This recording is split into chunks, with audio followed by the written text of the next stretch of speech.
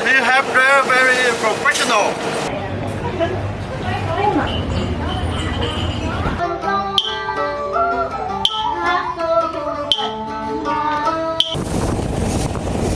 Okay, look. Nhiều lúc mình như vậy. Nước mới lớn vô anh.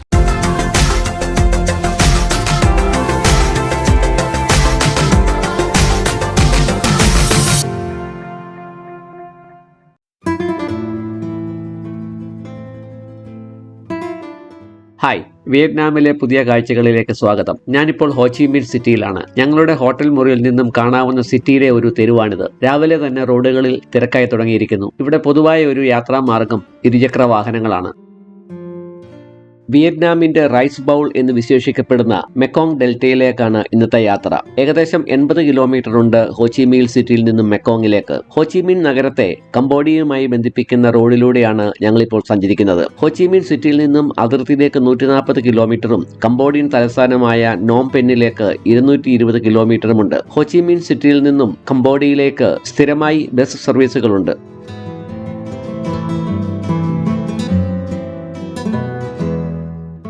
ഈ പ്രദേശങ്ങളൊക്കെ നൂറ്റാണ്ടുകൾക്ക് മുമ്പ് ഇന്ത്യക്കാർ വസിച്ചിരുന്ന സ്ഥലങ്ങളാണ്. ഇന്ത്യയെ തെക്ക് കിഴക്കൻ ഏഷ്യയുമായി ബന്ധിപ്പിക്കുന്ന സമുദ്ര വ്യാപാര പാതകളിൽ ഇന്ത്യൻ വ്യാപാരികൾ നിർണായക പങ്ക് വഹിച്ചിരുന്നു. വിയറ്റ്നാം ഉൾപ്പെടെയുള്ള തെക്ക് കിഴക്കൻ രാജ്യങ്ങളിലെ ഹിന്ദുമതത്തിന്റെയും ബുദ്ധമതത്തിന്റെയും ആരംഭത്തിന് കാരണം ഇന്ത്യൻ വ്യാപാരികളും സന്യാസിമാരുമാണ്. ഗുജറാത്തികളും സിന്ധികളും തുണിത്തരങ്ങൾ, വസ്ത്രങ്ങൾ, ആഭരണങ്ങൾ എന്നിവയുടെ വ്യാപാരത്തിലും ചെട്ടിയാന്മാർ ബാങ്കിങ്ങിലും ബ്രോക്കറേജിലും ഏർപ്പെട്ടിരുന്നു. ഇപ്പോഴും 2000-ലധികം ഇന്ത്യൻ കുടുംബങ്ങൾ പ്രധാനമായും ഹോച്ചിമിൻ സിറ്റിയുടെ പ്രാന്തപ്രദേശങ്ങളിൽ ഉണ്ടെന്നാണ് കണക്കുകൾ പറയുന്നത്.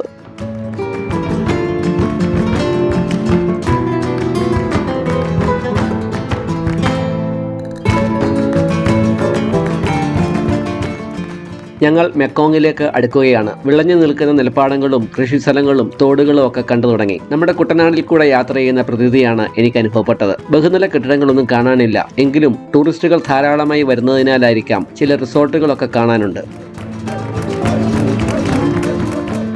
തെക്കൻ വിയറ്റ്നാമിൽ സ്ഥിതി ചെയ്യുന്ന മെക്കോങ് ഡെൽറ്റയ്ക്ക് സമ്പന്നമായ ചരിത്രവും അതുല്യമായ വികസന പാതയുമുണ്ട്. ചരിത്രപരമായി ഈ പ്രദേശത്തെ കാർഷിക സമൃദ്ധി പരിപോഷിപ്പിക്കുന്നതിൽ നിർണായക പങ്ക് വഹിച്ച മെക്കോങ് നദിയുടെ ഒഴുക്കുകൊണ്ടാണ് ഈ പ്രദേശം രൂപപ്പെട്ടത്. മെക്കോങ്ങിന്റെ ഫലഭൂയിഷ്ടമായ ഭൂമി അതിനെ വിയറ്റ്നാമിന്റെ അരിപ്പാത്രമാക്കി മാറ്റി. 19ഉം 20ഉം നൂറ്റാണ്ടുകളിൽ വിയറ്റ്നാമിലെ സ്വാതന്ത്ര്യത്തിനും പുനരേകീകരണത്തിനുമുള്ള പോരാട്ടങ്ങളിൽ മെക്കോങ് ഡെൽറ്റ ഒരു പ്രധാന പങ്ക് വഹിച്ചിട്ടുണ്ട്. ഇന്ന് ഈ പ്രദേശം ഊർജ്ജസ്വലമായ ഫ്ലോട്ടിംഗ് മാർക്കറ്റുകൾ, സമൃദ്ധമായ നെൽപ്പാടങ്ങൾ, സങ്കീർണമായ ജലപാതകളുടെ ഒരു ശൃംഖല എന്നിവയാൽ ധാരാളം സഞ്ചാരികളെ ആകർഷിക്കുന്ന ഒരു സ്ഥലമായി മാറി.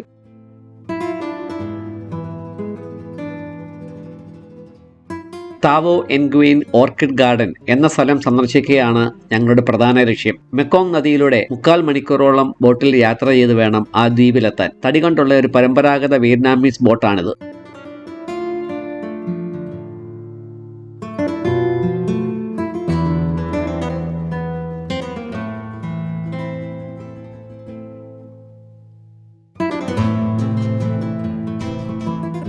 വിയറ്റ്നാമിലെ ആളുകൾ മറ്റുള്ളവരോട് വളരെ സൗഹൃദപരമായി പെരുമാറുന്നവരാണ്. ടൂറിസ്റ്റുകളോട് എങ്ങനെ പെരുമാറണമെന്ന് അവർക്ക് നല്ലതുപോലെ അറിയാം. അതുകൊണ്ട് തന്നെയാണ് ഇവിടെ ടൂറിസം വിജയിക്കുന്നതും.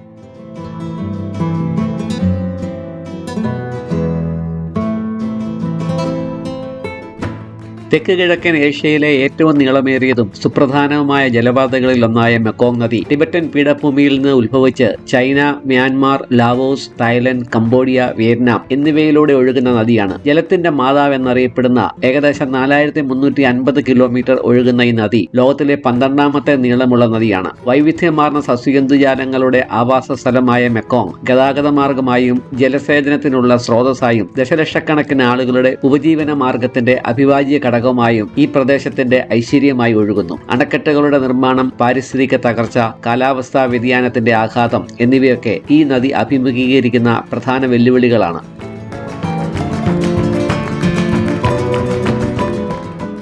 നദീതീരത്തുള്ള ഒരു കടയിൽ കണ്ടതാണിത്. മൂർഖൻ പാമ്പിന്റെ വിഷം അടങ്ങിയിട്ടുള്ള ഒരു ക്രീമാണിത്. പാമ്പിന്റെ വിഷത്തിൽ അടങ്ങിയിട്ടുള്ള ഹനാൽജസിൻ എന്ന നാഡീ വിഷവസ്തുവിന് പേശീവീക്കം, കഠിനമായ വേദന എന്നിവ കുറയ്ക്കാനുള്ള ഗുണങ്ങളുണ്ടെന്ന് പറയാറുണ്ട്. ഇതിൽ കിടക്കുന്ന മൂർഖനെ കണ്ടാൽ തന്നെ പേടിച്ച് പകുതി വേദന കുറയും.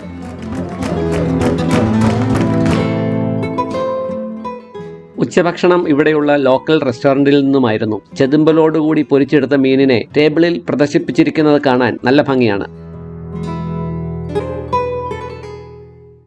ഭക്ഷണമൊക്കെ കഴിഞ്ഞ് അടുത്തുള്ള ഫാം വില്ലേജ് കാണാനായി ഞങ്ങൾ തിരിച്ചു. വില്ലേജിനുള്ളിലെ വഴിയിലൂടെ ഇലക്ട്രിക് ഓട്ടോയിലാണ് യാത്ര. ഈ പ്രദേശം മുഴുവനും വിവിധതരം പഴവർഗ്ഗ ചെടികളാൽ നിറഞ്ഞൊരു പ്രദേശമാണ്. ഏറ്റവും കൂടുതൽ ഇവിടെ കൃഷി ചെയ്തിരിക്കുന്നത് റംബുട്ടാൻ കുടുംബത്തിൽപ്പെട്ട ലോങ്ങാൻ എന്ന പഴത്തിന്റെ മരമാണ്. പപ്പായ, ചക്ക, ഡ്രാഗൺ ഫ്രൂട്ട്, മാങ്ങ, കൈതച്ചക്ക എന്നിവയും ഇവിടെ ധാരാളമായി കൃഷി ചെയ്തിട്ടുണ്ട്.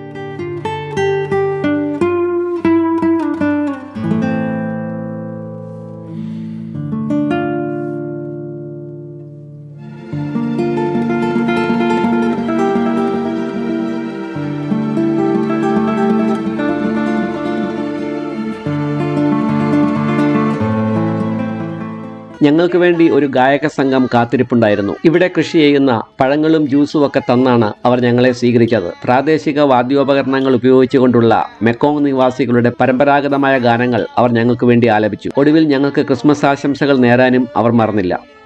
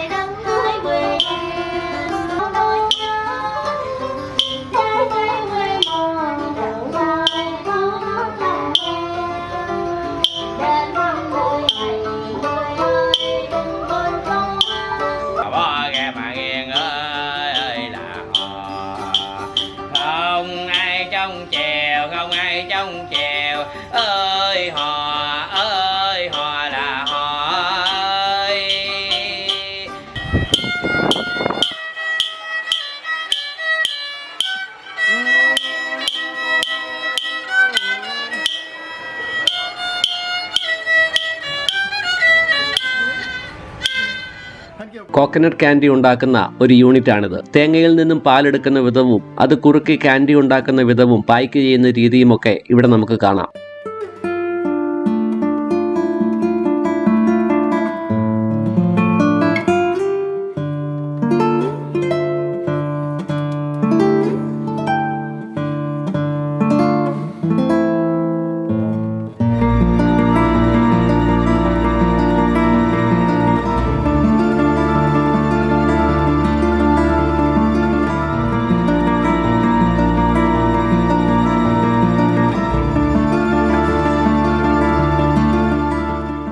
അവരുടെ ഉൽപ്പാദന വസ്തുക്കളൊക്കെ നമുക്ക് രുചിച്ച് നോക്കാനും അവസരമുണ്ട്. കായ വറുത്തതും തേനും മധുര പലഹാരങ്ങളും ഒക്കെ ഓരോ ടേബിളിലും നിരത്തി വെച്ചിട്ടുണ്ട്. ഇവിടെ വരുന്ന സഞ്ചാരികൾ എന്തെങ്കിലും ഇവിടുന്ന് മേടിക്കാതെ മടങ്ങുന്നത് ഞാൻ കണ്ടില്ല.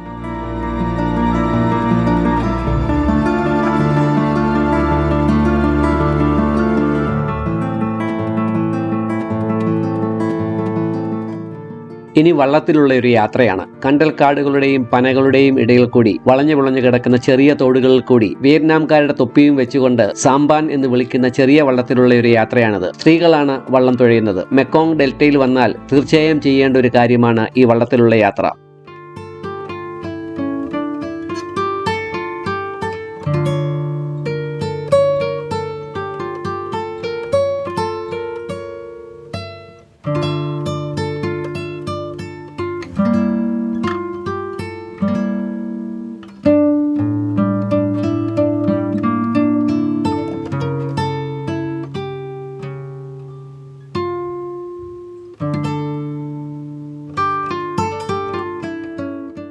മനസ്സിനെ ശാന്തമാക്കി പ്രകൃതി ഭംഗി ആസ്വദിച്ചുകൊണ്ട് ഒരു ദിവസം മുഴുവൻ ചെലവിടാൻ പറ്റിയ സ്ഥലമാണ് മെക്കോങ് ഡെൽറ്റ. 65 സ്ക്വയർ കിലോമീറ്റർ മാത്രം വിസ്തീർണമുള്ള ബെൻ ട്രേ എന്ന സ്ഥലത്തുള്ള ഈ ഫാം വില്ലേജിൽ ഗ്രാമഭംഗി തേടുന്ന ഒരു സഞ്ചാരിക്ക് വേണ്ടതെല്ലാം ഉണ്ട്. പ്രദേശവാസികളുടെ ഒരു വരുമാനം കൂടിയാണിത്. യാത്ര പ്ലാൻ ചെയ്തു വരുന്നവർക്ക് തടസ്സങ്ങളൊന്നുമില്ലാതെ സുരക്ഷിതമായ അന്തരീക്ഷം പ്രദാനം ചെയ്താൽ തീർച്ചയായും ടൂറിസം വളരും. ഇത്തരം ആശയങ്ങളൊക്കെ നമ്മുടെ നാട്ടിൽ എന്തുകൊണ്ട് നടപ്പാക്കുന്നില്ല എന്നത് ചിന്തിക്കേണ്ട വിഷയമാണ്.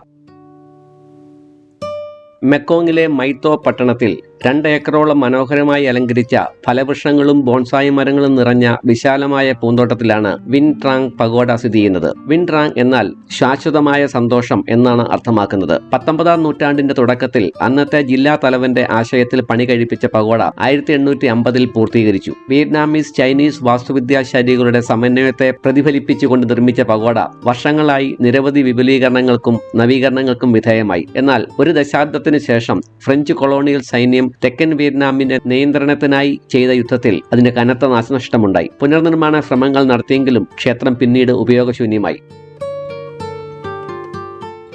1890കളുടെ അവസാനത്തിൽ പുതിയ മഠാധിപതിയുടെ മേൽനോട്ടത്തിൽ പൂർണ്ണമായും നവീകരിച്ച ക്ഷേത്രം ശക്തമായ കൊടുങ്കാറ്റ് മൂലം വീണ്ടും തകർന്നു. 1923-ൽ അദ്ദേഹത്തിന്റെ മരണശേഷം അദ്ദേഹത്തിന്റെ പിൻഗാമി പ്രധാന ഹാളിന്റെയും ഗേറ്റിന്റെയും നിർമ്മാണത്തിന് മേൽനോട്ടം വഹിച്ചു. നവോത്ഥാന ശൈലിയിലുള്ള പാറ്റേണുകളും റോമനസ് കമാനങ്ങളും ജാപ്പനീസ് സ്റ്റൈലുകളും കൊണ്ട് നിർമ്മിച്ച വിൻ ട്രാങ് പഗോഡ കിഴക്കിന്റെയും പടിഞ്ഞാറിന്റെയും സമന്വയമാണ്.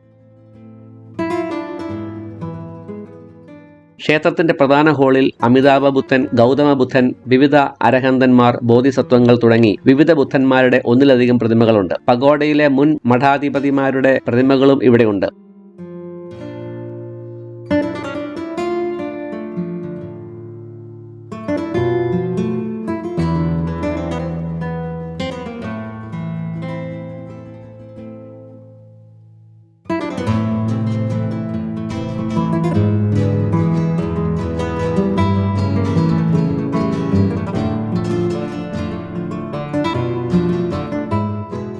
മൂന്ന് വലിയ ബുദ്ധ പ്രതിമകളും ചെമ്പ്, മരം, ടെറക്കോട്ട എന്നിവ കൊണ്ട് നിർമ്മിച്ച 60-ലധികം വിലയേറിയ പ്രതിമകളും വിൻ ട്രാങ് പഗോഡയിൽ കാണാം. നിൽക്കുന്ന ബുദ്ധൻ ആത്യന്തികമായ ആനന്ദത്തെയും അനുകമ്പയെയും പ്രതീകപ്പെടുത്തുന്ന അമിതാഭ ബുദ്ധനെ പ്രതിനിധീകരിക്കുന്നു. ചിരിക്കുന്ന ബുദ്ധൻ സന്തോഷത്തിന്റെയും ഭാഗ്യത്തിന്റെയും പ്രതീകമാണ്. കിടക്കുന്ന ബുദ്ധൻ പരിനിർവാണത്തിൽ പ്രവേശിക്കുന്ന ഗൗതമ ബുദ്ധനെ പ്രതിനിധീകരിക്കുന്നു. പഗോഡയെ പരിപാലിച്ചിരുന്ന മുൻകാല സന്യാസിമാരുടെ കൊത്തുപണികളാൽ അലങ്കരിച്ചിരിക്കുന്ന ശവകുടീരങ്ങളും മൈതാനത്തിനുള്ളിൽ കാണാം.